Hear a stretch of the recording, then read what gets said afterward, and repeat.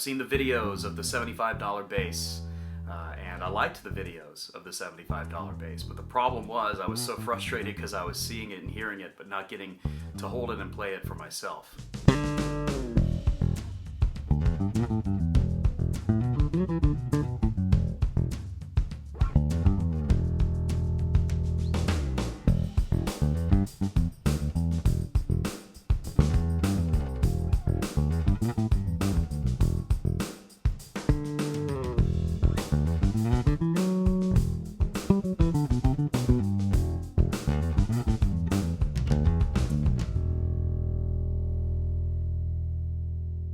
What's up, guys? It's Rumblin Man coming to you today from Florida with a very cool review.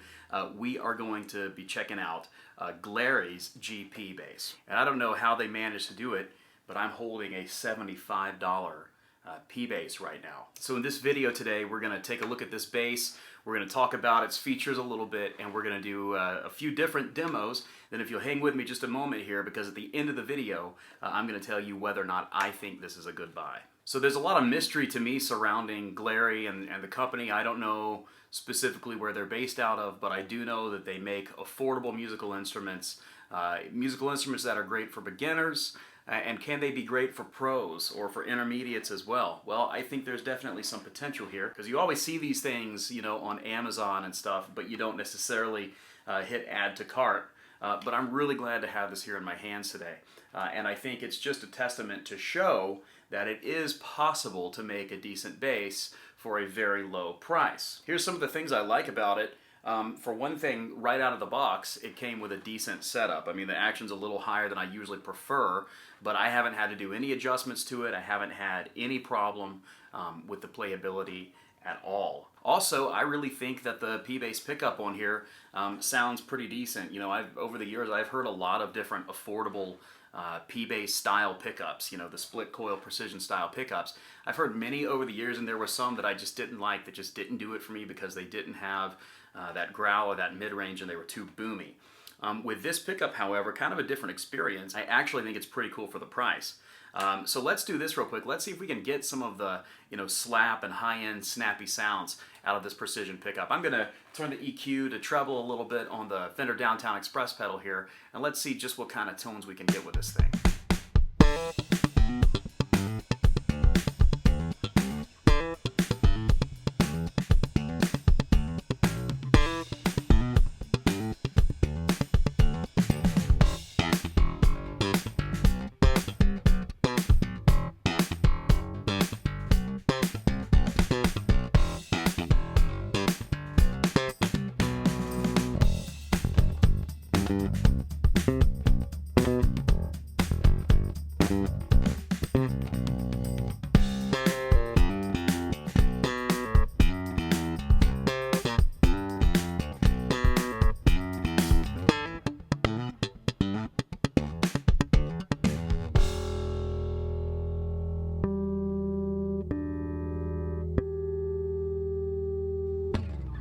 So really neat sound. It's really neat that out of a $75 bass, I was able to get that kind of sound. But I know you also want to hear about the playability, and you want to know what it sounds like, you know, without any kind of effects at all. So here's what I'm going to do. We are using the Fender Downtown Express pedal for today's demo. It's probably my favorite pedal out there for bass guitar. Works as a great compressor, overdrive, direct box, and EQ. But what I'm going to do is this. For this next demo, I'm going to keep the compression on just so that I don't blow the roof off of anything. But I'm actually going to turn the equalizer off.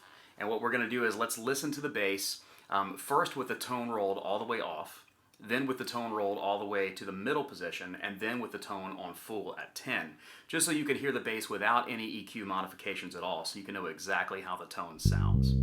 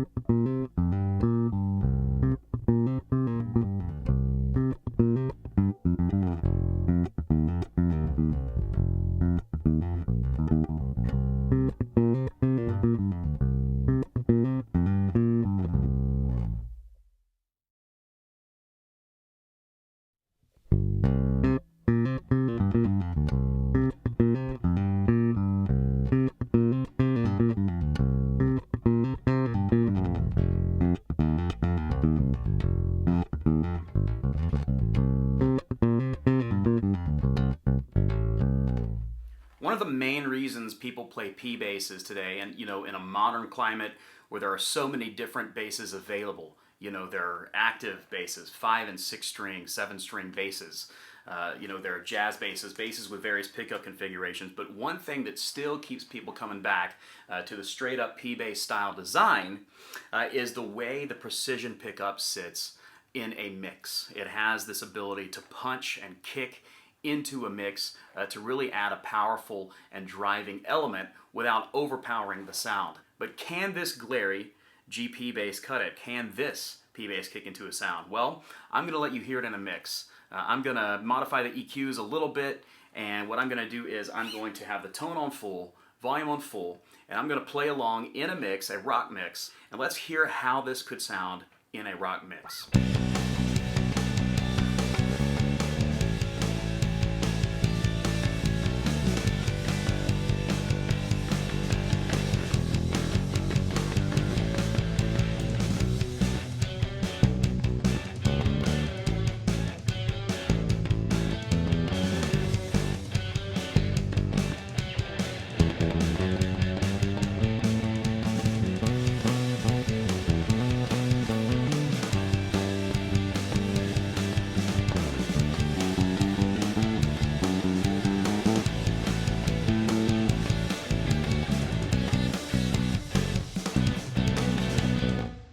Now there are two things about this bass that bug me, and I'll tell you those two things in a minute, and I'll also tell you whether or not I think it's a good buy. But first I've got another demo for you.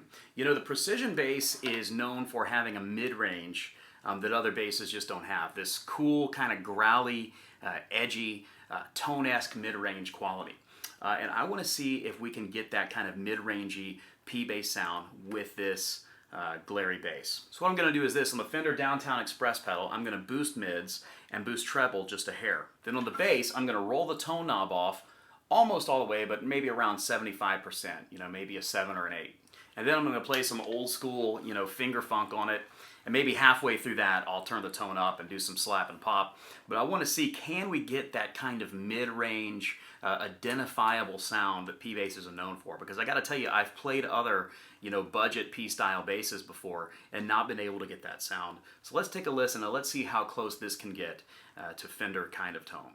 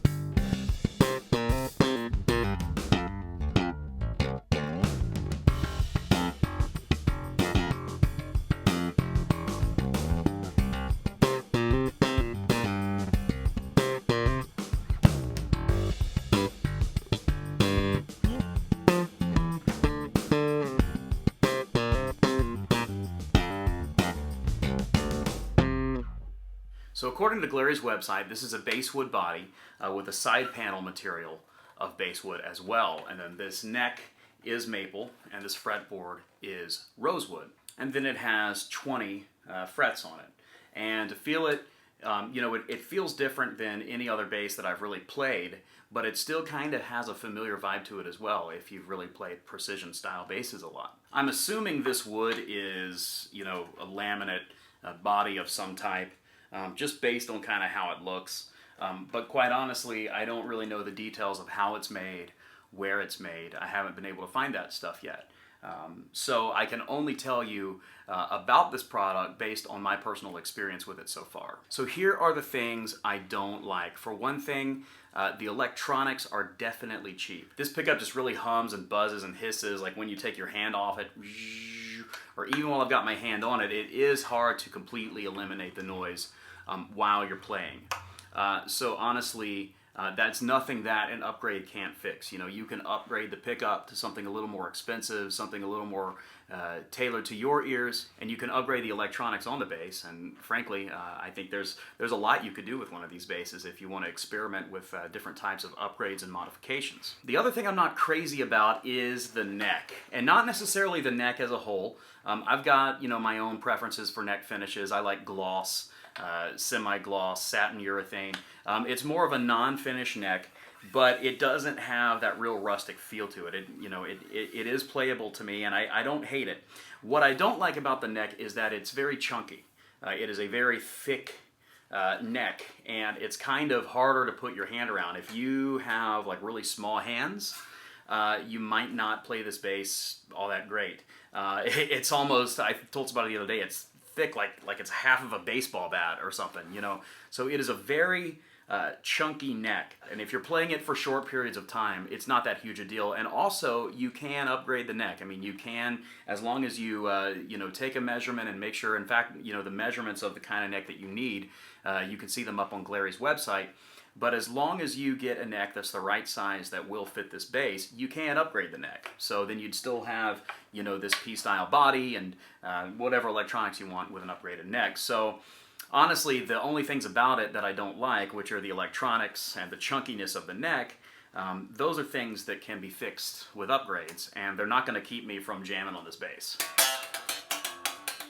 So then it all comes down to the ultimate question, a question that several guys have been asking and that I have been asked, and it is this. Is it a good buy, Rumblin' Man? For $75, is this a good buy? Is it a good investment of 75 of my dollars? And here's what I will say. I will say this. For the money, yes it is. Quite honestly, $75 for a bass guitar, you would expect to get just a complete and utter piece of trash, something that you would hate to have in your hands and couldn't stand to play.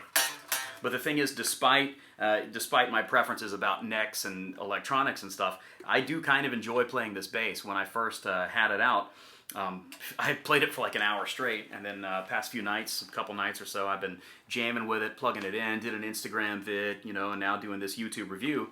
And the thing is, for $75, I think this is a good investment of $75, because I think you actually get, for the price point, I think you actually get something that's pretty decent for that price range. So here's the thing, imagine this, you know, I'm playing out and I've got my one and only bass. You know, I've personally got a few basses, but let's say my Yamaha was my only bass, and I'm out sweating and playing, and then I break a string or something goes wrong.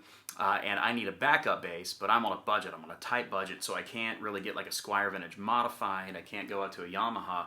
Well, if you need a second bass to have sitting there on the stage in case something goes wrong, or maybe to, you know, put flat wound strings and play one or two songs with, or whatever the case may be, I think this actually would work as a pretty good backup bass, because really, you know, something happens to your other bass, or you need a different sound, and you plug this in and play it on a couple songs, it's really not the end of the world. I think, you know, what the demo showed today is that you can very well do that.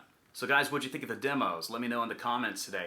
I'd love to hear your thoughts and your experiences with Glarry products, or if anybody has more info on the company for the sake of my knowledge. Also, if you want to go in and get your Glarry GP bass today, I've got a link in the description of this video where you can head over right now and smack that money down and order yours and have it very soon.